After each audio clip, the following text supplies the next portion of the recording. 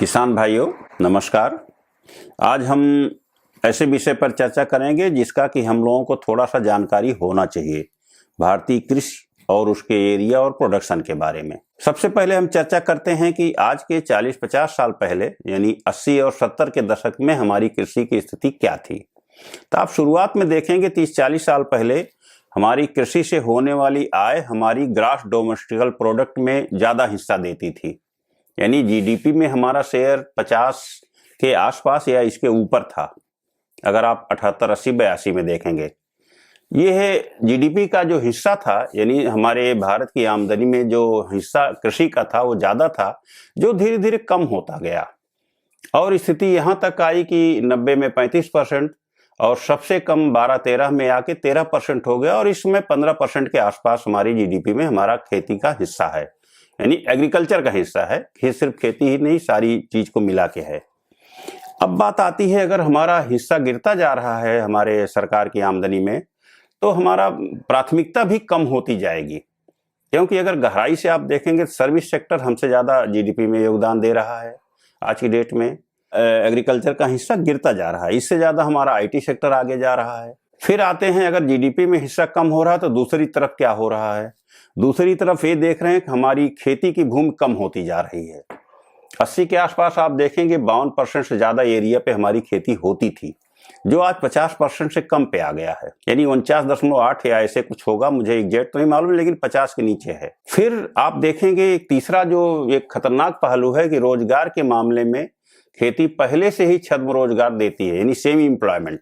एक आदमी खेती कर रहा है लेकिन उसको 365 दिन 8 घंटे तो नहीं मिलता है। अगर आप औसत करेंगे तो एक बड़े से बड़े किसान को भी औसत 2 घंटे रोज का खेती का नहीं आएगा। तो फिर ऐसी स्थिति में अगर रोजगार भी पूरा नहीं मिल रहा, जीडीपी में भी गिरावट आ रही, तो हमारे सामने समस्या ये होती है कि हम उसको कैसे कंट्रोल करें कि हमारा इज्जत बने, यानी हम जीडीपी में भी हिस्सा बढ़ाएं और अपनी खेती को, अपने परिवार को भी भरण पोषण के लिए पर्याप्त मिल सके साधन। आप देखेंगे आबादी में हम काफी ऊपर चले गए हैं, चाइना को बराबरी दे रहे हैं, लेकिन एग्रीकल्चर के ज्यादातर सेक्टर में हम चाइना से पीछे हैं। अब हमारे सामने समस्या है कि हमको क्या चुनाव करना चाहिए। लेबर इस समय 56% या 50% के ऊपर तो खेती में लगी ही है। संसाधन हमने बहुत लगा दिए हैं, आधुनिक खेती में सारे संसाधन, ट्रैक्टर, ट्यूबवेल, सब कुछ है।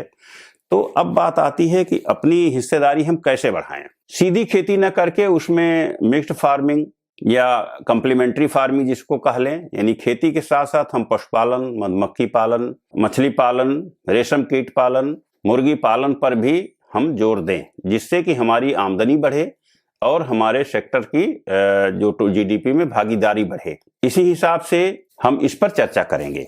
अब बात आते हैं कॉम्प्लीमेंट्री फार्मिंग या मिक्स्ड फार्मिंग की। तो कॉम्प्लीमेंट्री फार्मिंग के अंतर्गत मान लो हमारे पास थोड़ी सी जमीन है, थोड़ी सी जगह है जहां पशुपालन कर सकते हैं, छोटी सी बगल में मार्केट है जहां पर दूध बेच सकते हैं। और आज आप देखते हैं कि पहले जो हम लोग डेनमार्क से पाउडर आता था, तो कहीं से इंपोर्ट हो रहा पाउडर दूध तो यहाँ पर होता था। आज हमारे पास जब से 1972-73 में ऑपरेशन फ्लड लागू हुआ है, इस समय ऑपरेशन फ्लड 3 है।